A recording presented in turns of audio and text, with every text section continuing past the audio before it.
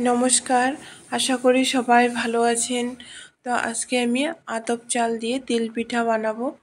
তো আতপ চালটা আমি ভিজিয়ে রেখেছি, আর 1 থেকে 1.5 ঘন্টা ভিজিয়ে রাখলেই কিন্তু আতপ চালটা ফুলে যায় আর গুঁড়ো করা যায়। তো আমি এখানে মিক্সার জারে গুঁড়ো করে নেব। আর গুঁড়ো হয়ে গেলে আমি এখানে অর্ধেকটা চালনি দিয়ে চেলে নেব, আর অর্ধেকটা আটার মতো করে চেলে নেব। তো এখানে কিন্তু একটু সরু দানাটা থেকে যাবে। তো এভাবে অর্ধেকটা আমি চেলে নেব। নেওয়ার পর আমি এখানে গুড় দিয়ে দেব। আমি কিন্তু এখানে 500 চালের জন্য 250 গ্রামের মতো গুড় নিয়েছি। তো গুড়টাকে এবার ভালো করে মিশিয়ে নেব।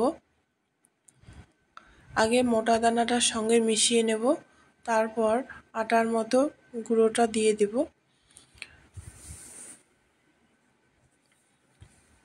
এবার সবগুলি একসঙ্গে ভালো করে মিশিয়ে নেব।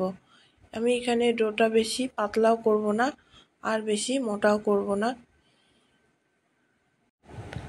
ভালো করে আমি মিশিয়ে নেব, যাতে এর মধ্যে কোনো দানা না থাকে। তো এভাবে কিন্তু অনেকক্ষণ ধরে ভালো করে ডোটাকে তৈরি করে নিতে হয়। তো আমি সামান্য জল দিয়ে একটু হালকা করে নেব। তো ভালো করে মিক্স করে একটা ডো তৈরি করব, যাতে খুব পাতলাও না হয় আর খুব ঘনও না থাকে। তারপর নেওয়ার পর আমি এখানে সাদা তিল নিয়েছি। আমি তিলটাকে ভেজে নিইনি, কাঁচা তিলই নিয়েছি, যেহেতু তেলে ভাজবো।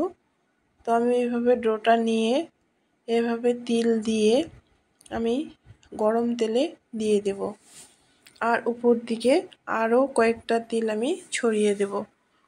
তো এভাবে কিন্তু তিল পিঠে খুব ভালো লাগে।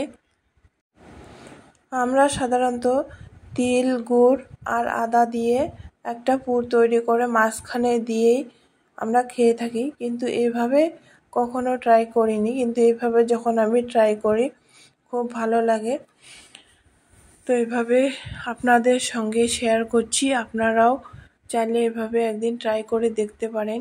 কিন্তু দেখতে অনেকটা বিস্কুটের মতো তৈরি হয়, কিন্তু খেতে খুব ভালো লাগে। উপর দিকে তিলটা ভাজা হয়ে যায়, আর ভিতর থেকে পিঠাটা মুচমুচে হয়ে যায়। এখানে কিন্তু গ্যাসের ফ্লেমটাকে মিডিয়ামে রেখে নাড়াচাড়া করে লাল মতো করে নিতে হবে। আর গ্যাসের ফ্লেমটা হাই রাখলে উপরটা লাল হয়ে যাবে আর ভিতরটা হবে না, যেহেতু ডোটা আমি একটু শুকনো মতো রেখেছি। তো এই জন্য মিডিয়াম ফ্লেমে কিন্তু ভাজতে হবে। তো ধীরে ধীরে এভাবে লাল হয়ে যাবে। দেখতে পাচ্ছেন লাল হয়ে গেছে উপরটা, আর তিলগুলো যেন পুড়ে যায়নি, সাদাই আছে। তিলগুলি অবশ্য ভাজা হয়ে গেছে। তো এইভাবে আমি তেল ঝরিয়ে নামিয়ে নিব। তো এভাবে কিন্তু তিল পিঠে খুব ভালো লাগে।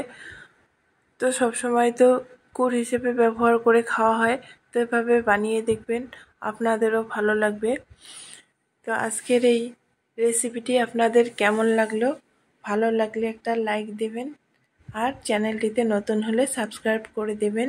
তো আজকের মতো ভিডিওটা আমি এখানেই শেষ করছি। ভালো থাকবেন, সুস্থ থাকবেন। দেখা হবে পরের কোনো ভিডিওতে। ভিডিওটা দেখার জন্য ধন্যবাদ।